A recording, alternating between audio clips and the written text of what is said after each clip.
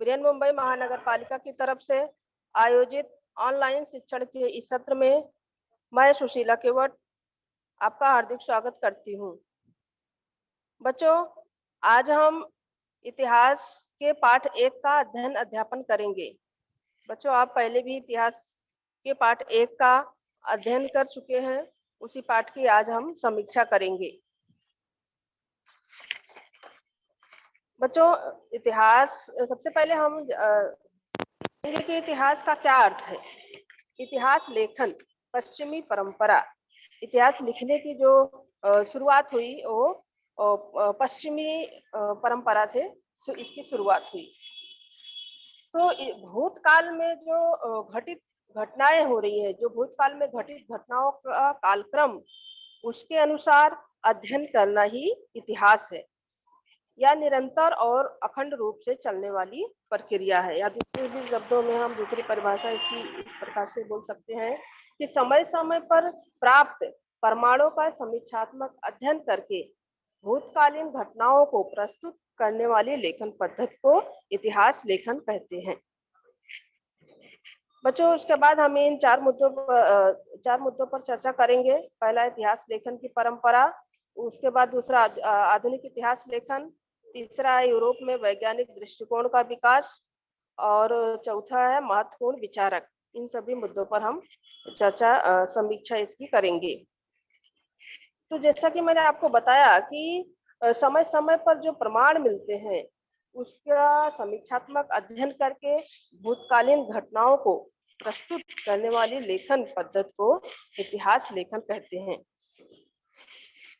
वैज्ञानिक ज्ञान शाखाओं में उपलब्ध ज्ञान की सत्यता की पड़ताल करने हेतु प्रायोगिक पद्धति एवं प्रत्यक्ष निरीक्षण का अवलंब किया जाता है। बच्चों, वैज्ञानिक ज्ञान शाखाओं में उसकी सत्यता की जांच के लिए प्रयोग और प्रत्यक्ष निरीक्षण किया जाता है, लेकिन इतिहास में यह संभव नहीं है क्योंकि यह घटनाएं पहले घटित हो चुकी हैं और इन घटनाओं को दोहराया भी नहीं जा सकता। इतिहास में हमें घटनाओं और दस्तावेजों को समझने के लिए विशेषज्ञों की आवश्यकता होती है, जो उस दस्तावेज की लिपि, उसकी भाषा को पढ़ सके और समझ सके। उसके बाद बच्चों, इतिहास की प्रस्तुति, इतिहास अनुसंधान की पद्धति, इतिहास लिखने के स्रोत। आप स्क्रीन पर देख रहे हैं इतिहास लिखने के स्रोत। पहला है उपलब्ध ऐतिहासिक जानकारी के संदर्भों की पड़ताल करना। जो भी जानकारी उपलब्ध है उसकी सत्यता की, उसकी सच्चाई की जो है जांच करना।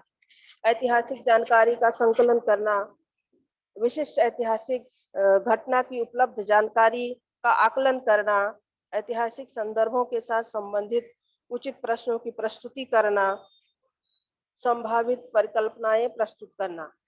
तो ये है हमारे इतिहास अनुसंधान की पद्धतियां, या इतिहास लिखने के हम स्रोत भी बोल सकते हैं। और इसे सहायता प्रदान करने वाली शाखाएं हैं पुरातत्व विभाग, जैसे कि खुदाई के समय मिली वस्तुएं किस कालखंड की हैं, उसका पुरातत्व विभाग में उसकी जानकारी पहले से है, तो हम इतिहास लेखन में वहां से, इतिहास लिखते समय वहां से उस जानकारी को प्राप्त कर सकते हैं। हस्तलेख, पांडुलिपियां, अक्षर आकार विज्ञान, भाषा रचना, मुद्रा विज्ञान, वंशावली, इन सब की सहायता से इतिहास को जो है लिखने में मदद मिलती है। उसके बाद बच्चों, अब हम देखेंगे इतिहास लेखन की परंपरा। बच्चों, इतिहास में उपलब्ध प्रमाणों का अध्ययन पूर्वक अनुसंधान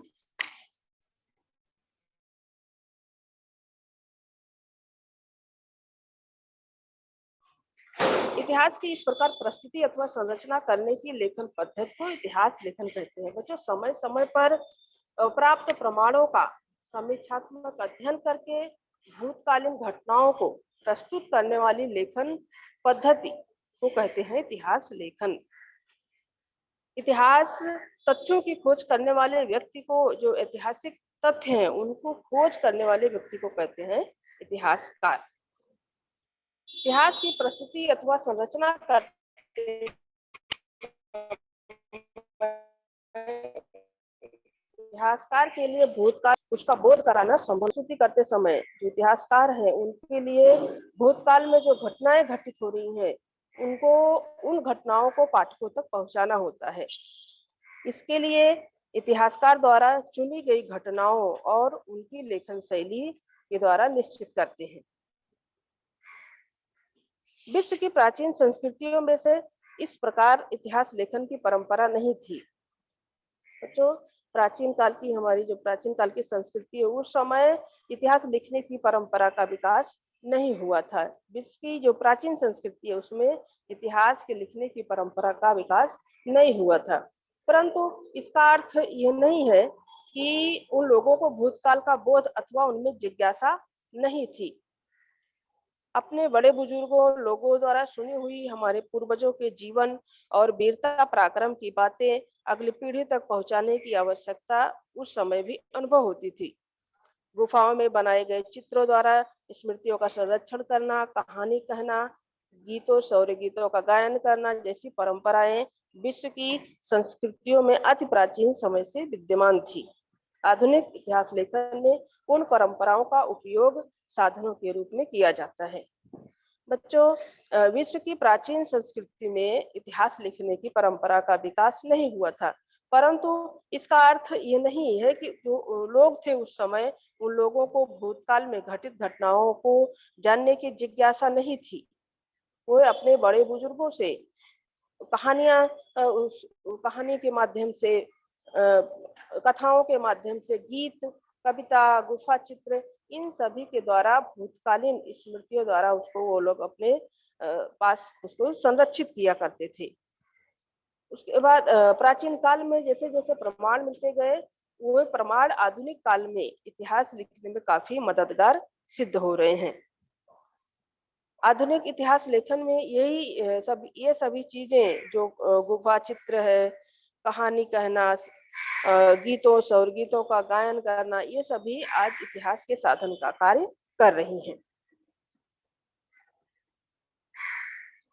उसके बाद हमारा अगला पॉइंट है बच्चों आधुनिक इतिहास लेखन। आप और बच्चों एक जो है शिलालेख है फ्रांस के लुव्र संग्रहालय का सबसे अति प्राचीन शिलालेख। बच्चों एक जो है शिलालेख मिला है, उस शिलालेख पर हाथ में ढाल और भाला लिए हुए सैनिकों की अनुशासित पंक्ति और उनका नेतृत्व करते सेनानी दिखाई देते हैं। यह शिलालेख बच्चों यह पत्थर जो सुमेर साम्राज्य के समय का पत्थर है, ये 4500 वर्ष पुराना है। इस पर जो अंकित है वो है कि जो है दो राजाओं के बीच जो है युद्ध की घटना, जो दो राजाओं के जो सैनिक हैं वो किस तरह से अनुशासित पंक्ति में खड़े हैं और अपने नेतृत्व कर रहे हैं, ऐसा उसमें दिखाया गया है। अगला पॉइंट है हमारा आधुनिक इतिहास लेखन। बच्चों आधुनिक इतिहास लेखन की 4 प्रमुख विशेषताएं बताई गई हैं। पहली विशेषता ये है कि यह पद्धति वैज्ञानिक पद्धति है। इसका प्रारंभ उचित प्रश्नों की प्रस्तुति के साथ होता है। आधुनिक इतिहास लेखन में बच्चों यह जो वैज्ञानिक पद्धति है, इस पद्धति में प्रश्नों समस्याओं की प्रस्तुति सुयोग ढंग से की जाती है।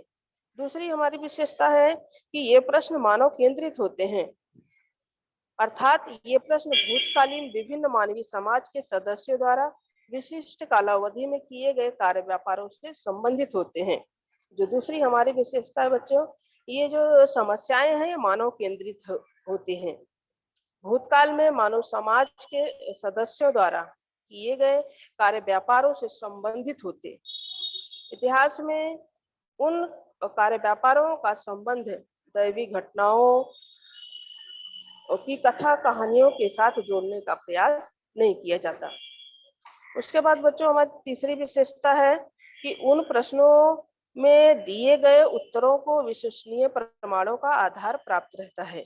बच्चों जो वो प्रश्न के उत्तर हैं, उन प्रश्नों के उत्तरों को विश्वसनीय प्रमाण होने के कारण उसकी प्रस्तुति अथवा उसकी संरचना तर्कपूर्ण और सुसंगठित होती है। चौथी हमारी विशेषता है कि भूतकाल में मानव समाज द्वारा किए गए कार्य व्यापारों के आधार पर इतिहास में मानव समाज की प्रगति का अनुमान किया जाता है। बच्चों, भूतकाल में मानव समाज द्वारा जो कार्य किए जा रहे हैं उसके आधार पर इतिहास में मानव समाज की प्रगति का अनुमान किया जाता है। तो बच्चों, इन विशेषता जो अभी आपने 4 विशेषताएं देखी, इन विशेषताओं के आधार पर यह पता चलता है कि जो आधुनिक इतिहास लेखन की परंपरा ये प्राचीन ग्रीक यूनानी इतिहासकारों के लेखन में पाए जाते थे।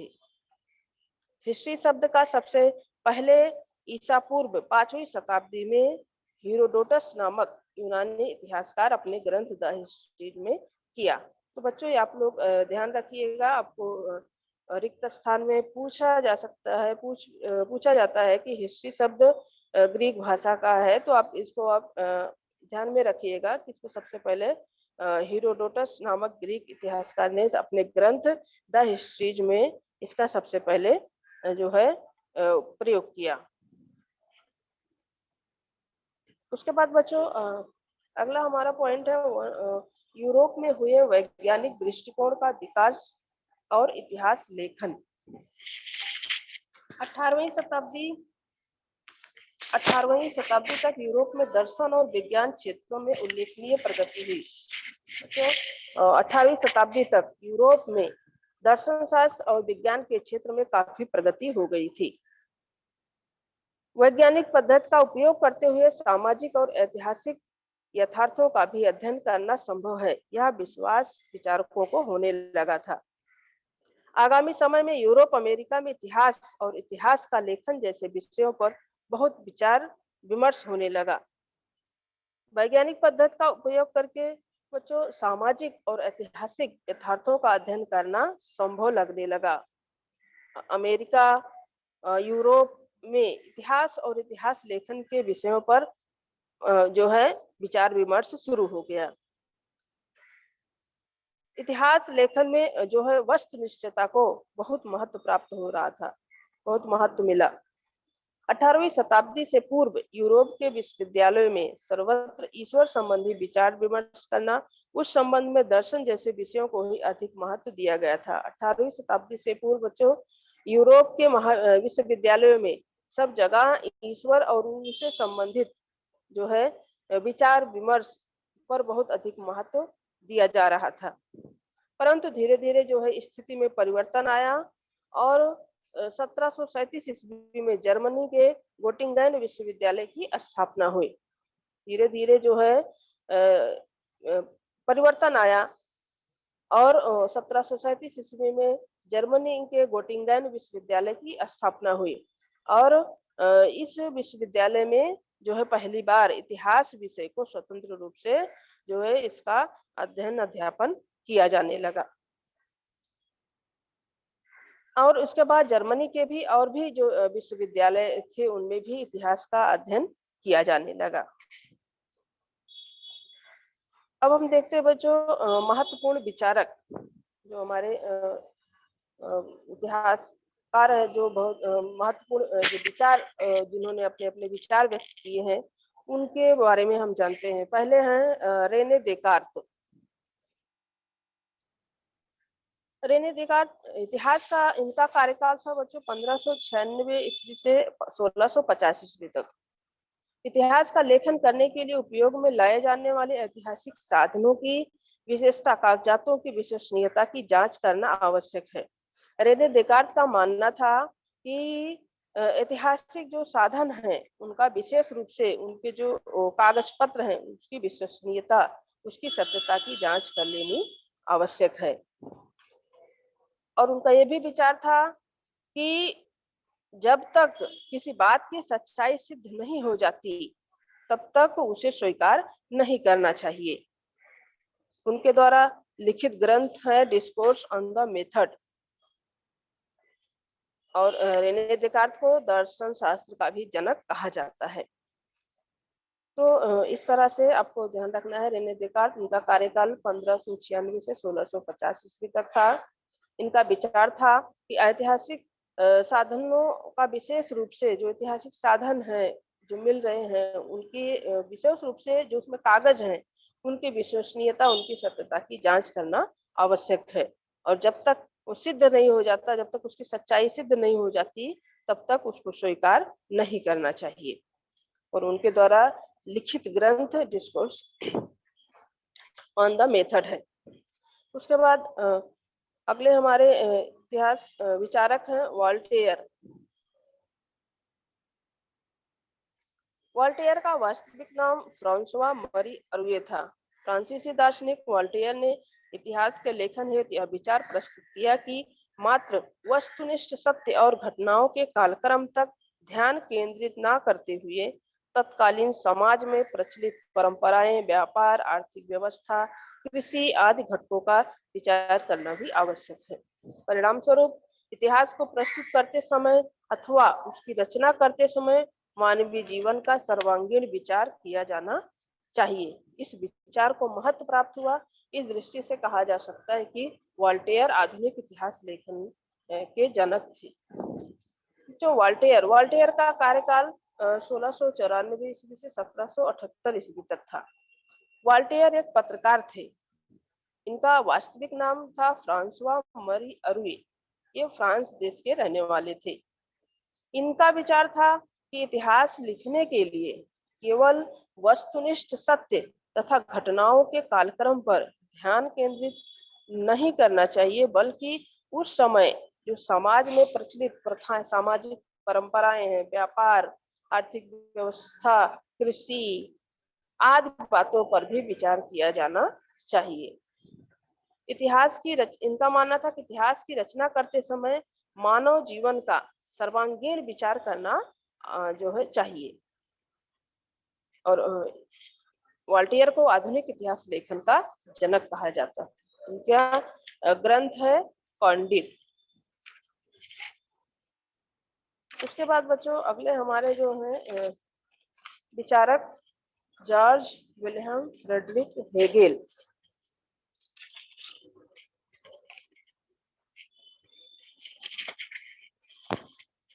इस जर्मन दार्शनिक ने इस बात पर बल दिया कि ऐतिहासिक यथार्थ अथवा वास्तविकता को तर्क शुद्धता पद्धति द्वारा प्रस्तुत किया जाना चाहिए। इतिहास का घटनाक्रम प्रगति के चरणों को दर्शाता है। उसने यह प्रतिपादित किया कि इतिहास की प्रस्तुति अथवा संरचना में इतिहासकार को समय समय पर उपलब्ध होने वाले प्रमाणों के अनुसार बदलते जाना स्वाभाविक है। उसके इस विवेचन के परिणाम स्वरूप अनेक दार्शनिकों को यह विश्वास हुआ कि यद्यपि इतिहास की अध्ययन पद्धति विज्ञान की पद्धतियों की तुलना में भिन्न है, फिर भी उसकी गुणवत्ता कम नहीं है। हेगेल के व्याख्यानों और लेखों का संकलन इनसाइक्लोपीडिया ऑफ फिलोसॉफिकल साइंसेस नामक ग्रंथ में प्राप्त है। हेगेल द्वारा लिखित रीजन इन हिस्ट्री ये पुस्तक इनकी बहुत चर्चित है। तो जॉर्ज विलियम फ्रेडरिक हेगेल, इनका कार्यकाल 1770 ईस्वी से 1831 ईस्वी तक था। ये जर्मन के जो है जर्मन के दार्शनिक थे। इनका मानना था कि ऐतिहासिक तथ्यों को अच्छी तरह से प्रस्तुत करना चाहिए। ऐतिहासिक तथ्यों की तर्क शुद्धता को अच्छी तरह से प्रस्तुत करना चाहिए। इतिहास का घटनाक्रम उसकी प्रगति के चरणों के सोपान को भी दर्शाता है। इतिहास में समय समय पर उपलब्ध होने वाले प्रमाणों के अनुसार इतिहास की रचना में बदलाव होना स्वाभाविक है। इनका जो है इनके द्वारा लिखित ग्रंथ है इनसाइक्लोपीडिया ऑफ फिलोसॉफिकल साइंसेस और दूसरा है रीजन इन हिस्ट्री। इनका एक और है द्वंद्ववाद। कोई परीक्षा में पूछा जाता है हेगेल का द्वंद्ववाद। तो बच्चों हेगेल के मतानुसार किसी भी घटना का अर्थ स्थापित करने के लिए उसका वर्गीकरण दो विरोधी वर्गों में करना पड़ता है। हेगेल के अनुसार उनका मानना था कि किसी भी घटना का आकलन करने के लिए, उसका अर्थ स्थापित करने के लिए उसको दो विपरीत वर्गों में जो है बांटना आवश्यक है, अन्यथा जो मानव मन को उस घटना का आकलन नहीं होगा। जैसे सच क्या है, झूठ है, अच्छा है, बुरा, इस पद्धति को कहते हैं द्वंद्ववाद। क्योंकि विरोधी पक्ष भी जो है उसको काटने वाला होना चाहिए, तभी तो उसकी सच्चाई, उसका झूठ अच्छा है कि बुरा है, उसकी जो है सत्यता सिद्ध होगी। उसके बाद अगले हमारे विचारक हैं लियोपोल्ड वॉन ब्रॉकी। इनका कार्यकाल 1795 ईस्वी से 1886 ईस्वी तक था। 19वीं शताब्दी में किए जा रहे इतिहास लेखन की पद्धति पर प्रमुखता बर्लिन विश्वविद्यालय के लियोपोल्ड वॉन ब्रॉकी के विचारों का प्रभाव दिखाई देता है। उसने बताया कि इतिहास विषय के अनुसंधान में विश्लेषणात्मक पद्धति किस प्रकार की होनी चाहिए। मूल दस्तावेजों के आधार पर प्राप्त जानकारी सबसे अधिक महत्वपूर्ण होती है, इस बात पर उसने बल दिया। साथ ही उसने ये भी स्पष्ट किया कि ऐतिहासिक घटनाओं से संबंधित सभी प्रकार के कागजातों एवं दस्तावेजों की कसकर खोज करना अत्यंत महत्वपूर्ण होता है।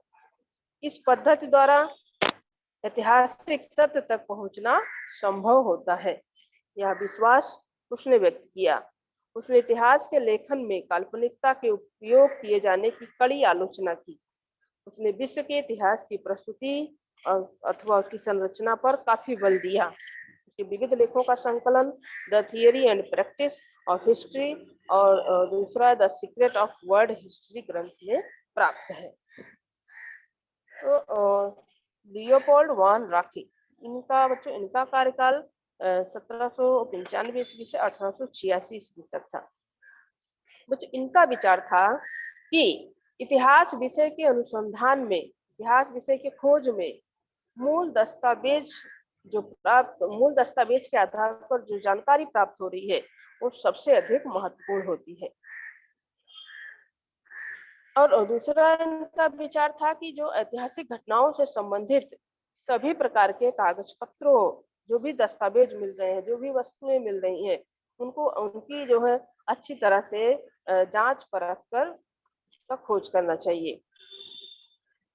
इसी खोज के कारण ऐतिहासिक सत्य तक पहुंचा जा सकता है। उसको खोज करना चाहिए कि ये सत्य है, कि ये सत्य है, कौन सी शताब्दी का है, कौन से काल का है, इन सभी की जो है उसकी खोज करनी चाहिए और उस खोज के आधार पर ही हम उसकी सत्यता तक पहुंच सकते हैं। लियोपोल्ड वॉन ब्रॉकी के द्वारा लिखित ग्रंथ है the theory and practice of history और the secret of world history. उसके बाद बच्चों अगले हमारे विचारक हैं कार्ल मार्क्स। अब हम देखते हैं इतिहास लेखन पर कार्ल मार्क्स के क्या विचार थे। इनका कार्यकाल 1818 ईस्वी से 1883 ईस्वी तक। 19वीं शताब्दी के उत्तरार्ध में कार्ल मार्क्स द्वारा स्थापित सिद्धांतों के परिणाम स्वरूप इतिहास की ओर देखने के दृष्टिकोण में महत्वपूर्ण परिवर्तन आने लगा। वैचारिक प्रणाली अस्तित्व में आई। इतिहास अमूर्त कल्पनाओं का ना होता है। इनका मानना था कि इतिहास अमूर्त कल्पनाओं का ना होता है, अपितु वो जीवित मनुष्यों का होता है। मनुष्य के बीच के रिश्ते नाते उनकी मौलिक आवश्यकताओं को पूर्ण करने वाले उपलब्ध संसाधनों के स्वरूप और स्वामित्व पर निर्भर करते हैं। ये संसाधन समाज के विभिन्न वर्गों को समान मात्रा में प्राप्त नहीं होते हैं। फलस्वरूप समाज का वर्ग पर आधारित विषम विभाजन होता है और वर्ग संघर्ष निर्माण होता है। मानव का इतिहास ऐसे ही वर्ग संघर्ष का इतिहास है तथा जिस वर्ग के नियंत्रण में उत्पादन के संसाधन होते हैं वह वर्ग अन्य वर्गों का आर्थिक शोषण करता है। यह विचार जो है कार्ल मार्क्स ने प्रस्तुत किया। उनके द्वारा लिखा ग्रंथ दास कैपिटल विश्व विख्यात है। बच्चों कार्ल मार्क्स, इनका मानना था, इनका विचार था कि इतिहास अमूर्त कल्पनाओं का ना होकर सजीव मनुष्यों का होता है। मनुष्य की जो मौलिक आवश्यकताएं हैं उसको पूर्ण करने के लिए उपलब्ध साधनों के स्वरूप तथा उसके स्वामित्व पर समाज के व्यक्तियों के संबंध पर निर्भर होते हैं। जो उत्पादन के साधन हैं, अगर उनका समान वितरण नहीं किया जाता है तो समाज के वर्गों में संघर्ष उत्पन्न हो जाता है। जो भी उत्पादन के साधन है उनका समाज के सभी वर्गों में समान वितरण होना चाहिए। ऐसे वितरण समान वितरण ना होने से संघर्ष निर्माण होगा। और जिन वर्गों में इनका मानना था कि जिन वर्गों में उत्पादन के साधनों पर नियंत्रण होता है वह अन्य कमजोर वर्गों का आर्थिक शोषण करते हैं। उनके इनके द्वारा कार्ल मार्क्स के द्वारा लिखित ग्रंथ का नाम है दास कैपिटल। उसके बाद बच्चों हम अगला हमारा पॉइंट है एनल्स प्रणाली। 20वीं शताब्दी के प्रारंभ में फ्रांस में एनल्स नाम से जानी जाने वाली इतिहास लेखन की प्रणाली का उदय हुआ। एनल्स प्रणाली के स्वरूप इतिहास लेखन को एक भिन्न दिशा प्राप्त हुई। बच्चों 20वीं शताब्दी में एनल्स नाम से जानी जाने वाली प्रणाली इतिहास लेखन प्रणाली का उदय हुआ। एनल्स प्रणाली के उदय होने से इतिहास लेखन को एक अलग दिशा मिली, एक नई दिशा प्राप्त हुई। इतिहास का अध्ययन मात्र राजनीतिक गतिविधियों, राजाओं, महान नेताओं, उनके अनुषांगिक रूप में राजनीति, कूटनीति और युद्धों पर केंद्रित न करते हुए तत्कालीन जलवायु, स्थानीय जन किसान, व्यापार, प्रौद्योगिकी, यातायात, संचार, संपर्क साधनों, सामाजिक विभाजन और समूह की मानसिकता जैसे विषयों का अध्ययन करना भी महत्वपूर्ण माना जाने लगा। एनल्स प्रणाली का प्रारंभ करने और उसे विकसित करने का श्रेय फ्रांसीसी इतिहासकारों को दिया जाता है। बच्चों एनल्स प्रणाली का उदय 20वीं शताब्दी में इसका जो है उदय हुआ और एनल्स प्रणाली के आने से इतिहास लेखन को एक अलग दिशा मिली, एक नई दिशा प्राप्त हुई। इतिहास का अध्ययन केवल राजनीतिक गतिविधियों, राजाओं, महान नेताओं, कूटनीति, राजनीति, युद्धों पर ना केंद्रित करते हुए तत्कालीन जो उस समय जो जलवायु है, जो स्थानीय लोग हैं, किसान, व्यापार, प्रौद्योगिकी, यातायात, संचार, संपर्क के साधन, सामाजिक विभाजन और समूह की मानसिकता आदि का जो है अध्ययन करना महत्वपूर्ण माना जाने लगा। इस विचार प्रणाली को एनल्स प्रणाली कहते हैं। बच्चों आपको टिप्पणी लिखने के लिए आ सकता है या अवधारणा स्पष्ट करने के लिए पूछा जा सकता है, तो आपको एनल्स प्रणाली को अच्छी तरह से समझ लेना है। इसका उदय 20वीं शताब्दी में हुआ। इसके एनल्स प्रणाली के उदय होने से इतिहास लेखन को एक अलग दिशा मिली। इतिहास का अध्ययन केवल राजनीतिक गतिविधियों, राजाओं, महान नेताओं, उनके अनुषांगिक रूप में राजनीति, कूटनीति, युद्धों पर ना ध्यान केंद्रित करते हुए इतिहास लेखन में तत्कालीन जलवायु, स्थानीय जन किसान, व्यापार, प्रौद्योगिकी, यातायात, संपर्क साधन, सामाजिक विभाजन, इन सभी का भी अध्ययन करना महत्वपूर्ण माना जाने लगा इतिहास लेखन में। इस प्रणाली को कहते हैं एनल्स प्रणाली। एनल्स प्रणाली का जो है फ्रांसीसी इतिहासकारों ने एनल्स प्रणाली विकसित की। उसके बाद बच्चों हमारा अगला जो पॉइंट है स्त्रीवादी इतिहास लेखन। ये भी आपको पूछा जा सकता है कि स्त्रीवादी इतिहास लेखन किसे कहते हैं, तो आपको ये अच्छी तरह से जो समझ लेना है। स्त्रीवादी इतिहास लेखन से तात्पर्य स्त्रियों के दृष्टिकोण से की गई इतिहास की पुनर्रचना। फ्रांसीसी विदुषी सीमा दा बोवा ने स्त्रीवाद की मौलिक भूमिका स्पष्ट की। स्त्रीवादी इतिहास लेखन में स्त्रियों को स्थान देने के साथ साथ इतिहास लेखन के क्षेत्र में पुरुष प्रधान दृष्टिकोण पर पुनर्विचार करने पर बल दिया गया। इसके पश्चात स्त्रियों के जीवन से जुड़े नौकरी, रोजगार, ट्रेड यूनियन, उनके लिए कार्यरत संस्थान, स्त्रियों का पारिवारिक जीवन जैसे विभिन्न पहलुओं पर विस्तार में विचार करने वाला अनुसंधान प्रारंभ हुआ। 1990 के पश्चात दिखाई देता है कि स्त्री को एक स्वतंत्र सामाजिक वर्ग मानकर इतिहास लिखे जाने पर बल दिया गया। तो बच्चों ये जो स्त्रीवादी इतिहास लेखन है, स्त्रीवादी इतिहास लेखन किसे कहते हैं? इसका स्त्रीवादी इतिहास लेखन का अर्थ है कि स्त्रियों के दृष्टिकोण से, स्त्रियों के नजरिए से इतिहास की गई पुनर्रचना, उसको कहते हैं स्त्रीवादी इतिहास लेखन। स्त्रीवादी इतिहास लेखन में पहले जो है पुरुषों के दृष्टिकोण का अधिक प्रभाव था। इसलिए फ्रांस की रहने वाली विदुषी सीमा द बोआ ने इतिहास लेखन में जो है स्त्रियों के समावेश पर, इतिहास लिखते समय लेखन में स्त्रियों को भी सम्मिलित किया जाए, उनके विचारों को सम्मिलित किया जाए, इस पर उन्होंने जोर दिया, इस पर उन्होंने बल दिया। इसके बाद जो है फ्रांसीसी विदुषी सीमा द बोआ के विचारों को स्वीकार किया गया और महिलाओं के जीवन से जुड़े या स्त्रियों के जीवन से जुड़े नौकरी, रोजगार, ट्रेड यूनियन, स्त्रियों का पारिवारिक जीवन, स्त्री संस्थाएं, इन सभी विषयों पर खोज शुरू हुआ, इन सभी विषयों पर अनुसंधान शुरू हुआ। और 1990 ईस्वी के बाद जो है स्त्री को एक स्वतंत्र सामाजिक वर्ग मानकर इतिहास लिखे जाने पर बल दिया गया। 1990 के बाद जो है स्त्रियों को भी एक समाज का वर्ग मानकर उनका भी इतिहास लिखने पर जोर दिया गया। उसके बाद हमारे अगले विचारक हैं माइकल फूको। माइकल फूको का कार्यकाल 1926 से 1984 ईस्वी तक। 20वीं शताब्दी के फ्रांसीसी इतिहासकार माइकल फूको के लेखन द्वारा एक नई अवधारणा का उदय हुआ।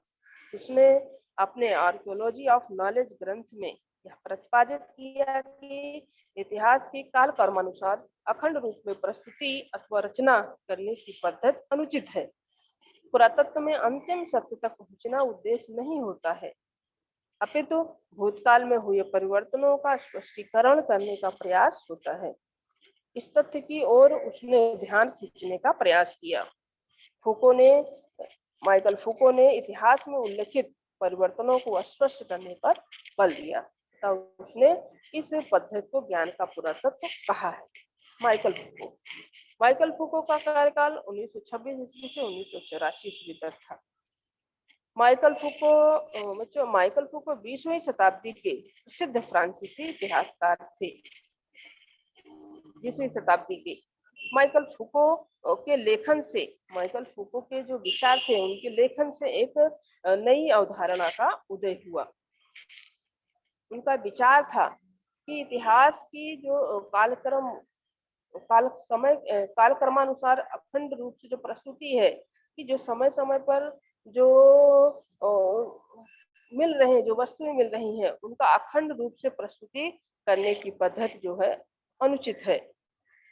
पुरातत्व का उद्देश्य अंतिम सत्य तक पहुंचना नहीं होता, परंतु भूतकाल में जो परिवर्तन हो रहे हैं उसको स्पष्ट करने का प्रयास होता है।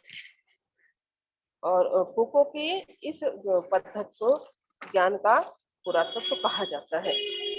तो बच्चों इस प्रकार इतिहास लेखन की जो व्याप्ति है, इस इतिहास लेखन का जो विस्तार है, ये जो है विस्तार इसका होता गया। इतिहास लिखने का समय समय पर विस्तार होता गया और साहित्य, स्थापत्य, शिल्पकला, चित्रकला, संगीत कला, नृत्य कला, नाट्य कला, फिल्म निर्माण, दूरदर्शन जैसे विविध विषयों के स्वतंत्र इतिहास लिखे जाने लगे। आधुनिक समय में इन सभी विषयों पर जो है स्वतंत्र रूप से इतिहास लिखे जाने लगे।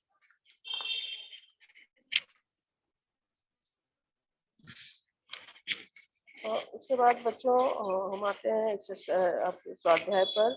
स्वाध्याय आपको परीक्षा में जो है फिल इन द ब्लैंक्स यानी कि रिक्त स्थान की पूर्ति करने के लिए आता है। आपको इसमें 4 विकल्प दिए रहेंगे, जैसा कि प्रश्न नंबर 1 है। एक अ, दिए गए विकल्पों में से उचित विकल्प चुनकर कथन पूर्ण कीजिए। पहला है कि डैश डैश डैश को आधुनिक इतिहास लेखन का जनक कहा जाता है। मैंने आपको बताया कि जो वाल्टेयर है, इस तरह से जो है आपको 4 ऑप्शन दिया रहेगा, उसमें से एक ऑप्शन सत्य है, वही आपको उसमें फिल करके पूरे वाक्य के साथ उत्तर लिखना है। तो आप उत्तर लिखते समय वाल्टेयर को आधुनिक इतिहास लेखन का जनक कहा जाता है, इस तरह से लिखोगे और वाल्टेयर के नीचे अपनी पेन से अंडरलाइन कर देंगे, इसके नीचे लाइन खींच देंगे। उसके बाद दूसरा खाली स्थान है आर्कियोलॉजी ऑफ नॉलेज ग्रंथ द्वारा लिखा गया है। इसमें भी आपको 4 जो है विकल्प होंगे, 4 विकल्प में से एक विकल्प सत्य होगा, वो विकल्प आपको चुन करके आपको वाक्य को पूर्ण करना है। दूसरा जैसे कि आर्कियोलॉजी ऑफ नॉलेज ग्रंथ, ये किसने लिखा है? तो इसको आप माइकल फूको, तो आप लिखोगे आर्कियोलॉजी ऑफ नॉलेज ग्रंथ माइकल फूको द्वारा लिखा गया है, और माइकल फूको के नीचे आप जो है लाइन खींच देंगे। उसके बाद बच्चों प्रश्न नंबर 1 ब, निम्न में से असत्य जोड़े में सुधार कीजिए। इसमें तो लिखा है और पुनः लिखिए, पुनः आपको सुधार करके नहीं लिखना है। आपको जो असत्य जोड़ी है, 4 जोड़ी दी रहेगी, उसमें से जो जोड़ी असत्य है, जो जोड़ी असंगत है, असत्य आपको पूछा लिखा जा सकता है असंगत जोड़ी, जो जोड़ी असंगत है, जो जोड़ी असत्य है, उस जोड़ी को ही आपको लिखना है। उसके बाद है प्रश्न नंबर 2, निम्न अवधारणाओं को स्पष्ट कीजिए। पहला है द्वंद्ववाद। ये जैसा कि मैंने आपको बताया, हेगेल का द्वंद्ववाद। हेगेल के अनुसार किसी भी घटना का आकलन करने के लिए उसके 2 विपरीत वर्गों में उसको बांटना पड़ता है, नहीं तो जो मानव मन को उस घटना का आकलन नहीं होता है, सच झूठ, सत्य असत्य, अच्छा बुरा का पता ही नहीं चलता है, और उसका खंडन आर्गुमेंट नहीं होता है। इस पद्धति को कहते हैं हेगेल की द्वंद्ववाद पद्धति। उसके बाद एनल्स प्रणाली। एनल्स प्रणाली भी मैंने आपको बताया, इसकी जो है शुरुआत हुई 20वीं शताब्दी में। एनल्स नाम से जाने जाने वाली प्रणाली का उदय हुआ। इसके उदय होने से इतिहास लेखन को एक अलग दिशा मिली। इतिहास लेखन में इतिहास का अध्ययन केवल राजनीतिक गतिविधियों, राजाओं, महान नेताओं, कूटनीति, राजनीति, युद्धों पर ध्यान न केंद्रित करते हुए तत्कालीन समय में उस समय की जलवायु, स्थानीय लोग, किसान, व्यापार, यातायात, संचार, आपको इतने सारे नाम नहीं याद हो रहे तो आप 3 से 4 नाम ही लिख सकते हैं जो आपको इजी याद हो या इजी आपको समझ में आ जाए। तो इन सभी की जो है मानसिकता का अध्ययन करना चाहिए, जिसे विचार प्रणाली को कहते हैं एनल्स प्रणाली। एनल्स प्रणाली का जो है विकास फ्रांसीसी इतिहासकारों ने किया। तो इस तरह से आप अपने वर्ड्स में, अपने शब्दों में उसका उत्तर लिख सकते हैं। उसके बाद बच्चों प्रश्न नंबर 3, निम्न कथनों को कारण सहित स्पष्ट कीजिए। पहला प्रश्न, स्त्रियों के जीवन से जुड़े विभिन्न पहलुओं पर विचार करने वाले अनुसंधान कार्य प्रारंभ हुई। आपको इसका कारण सहित लिखना है। स्त्रियों के जीवन से जुड़े विभिन्न पहलुओं पर विचार करने वाले अनुसंधान कार्य प्रारंभ हुई थी, क्योंकि सीमा दा बोआ का मानना था कि इतिहास लेखन में पुरुषों की जो पुरुष प्रधान दृष्टिकोण है, उसका ही जो है उसको ही महत्व दिया जा रहा था। सीमा दा बोआ ने जो है इस बात पर बल दिया कि महिलाओं का भी इतिहास लेखन में होना चाहिए। स्त्रियों के इसकी वजह से उनके विचारों को स्वीकार किया गया, और स्त्रियों के जीवन से जुड़ी नौकरी, रोजगार, ट्रेड यूनियन, उनका पारिवारिक जीवन, स्त्री संस्थाएं, इन सभी विषयों पर खोज शुरू हुई।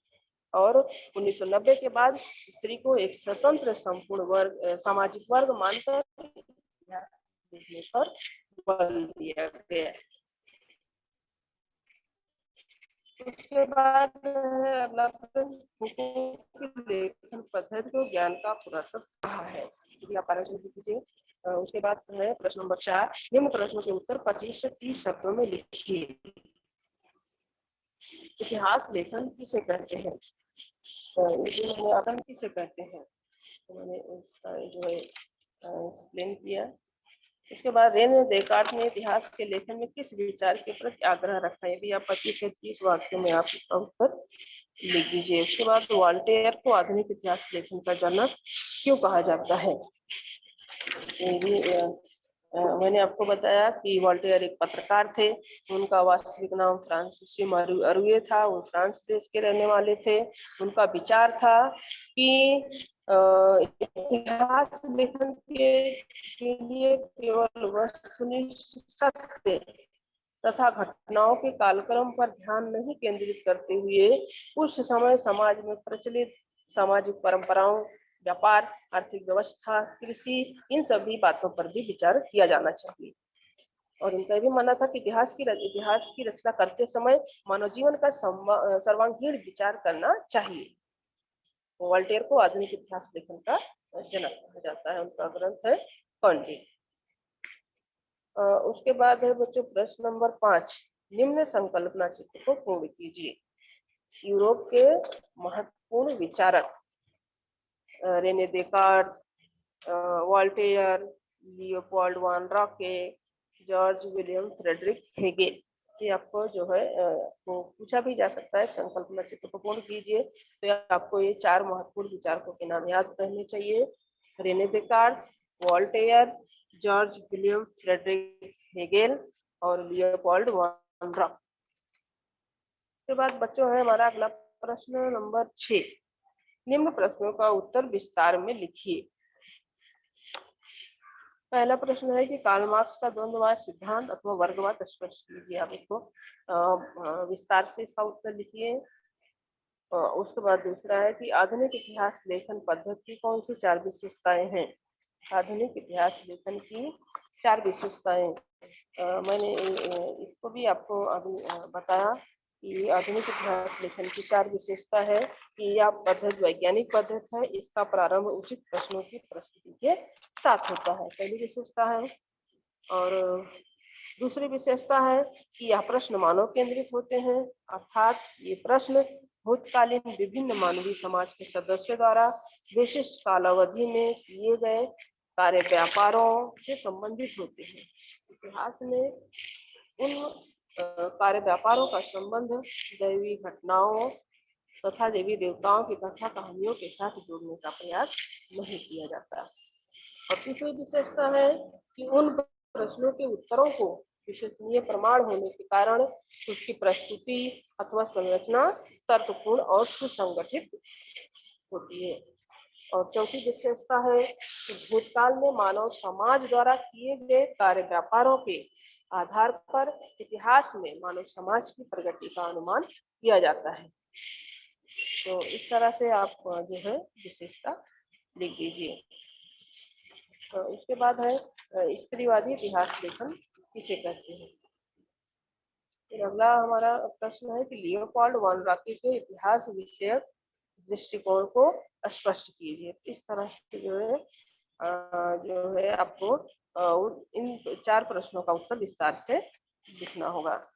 तो अभी तक तो आप बार-बार इस पाठ का बार-बार आपका रिवीजन हो रहा है। तो आपको अब तक तो शायद पाठ अच्छी तरह से समझ में आ गया होगा और आप अपने वर्ड्स में आप इन प्रश्नों का उत्तर आप आसानी से लिख सकेंगे। तो बच्चों इस तरह से हमारा जो ये पाठ है इसका जो है यहीं पर समाप्त हुआ।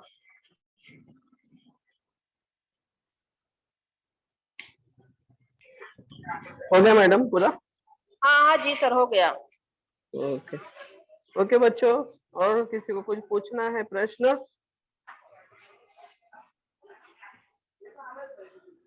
मैडम का पढ़ा हो गया है और समय भी हो गया है बच्चों।